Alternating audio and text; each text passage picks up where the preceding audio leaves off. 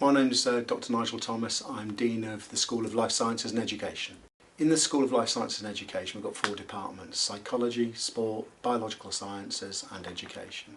And health and social inequalities is important to all of those departments. One thing we want to do by working with CHAD is to raise the aspirations of our local community, so students, whether they're local or regional, they realise they have the potential to undertake undergraduate and postgraduate education, and we need to recognise the inequalities they face and support them so that they can enjoy the benefits that others do of higher education.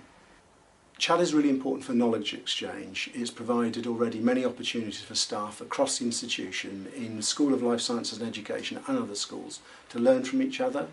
We often research and teach in silos, but CHAD's helped us to see beyond those discipline boundaries.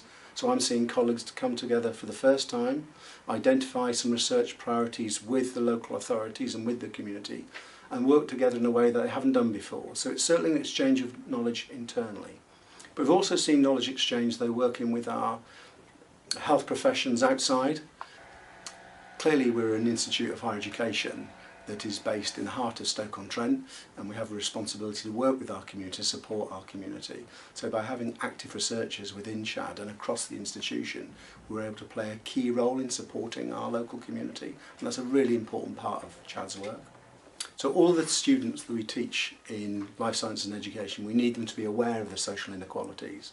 And in our teaching across all of those subjects, we're trying to make sure they're aware of those inequalities and indeed they're prepared for the practical realities.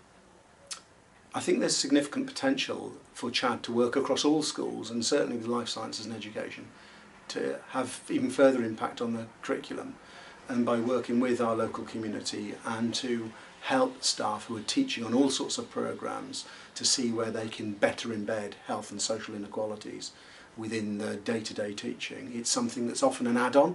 It's often something we consider as one lecture, one seminar, one workshop, but we probably need to think about how to make our curricula and our learning experience much more inclusive, so that our students are fully conversant with all the inequalities there are and what people face and how they can address them in their working lives as they become successful graduates.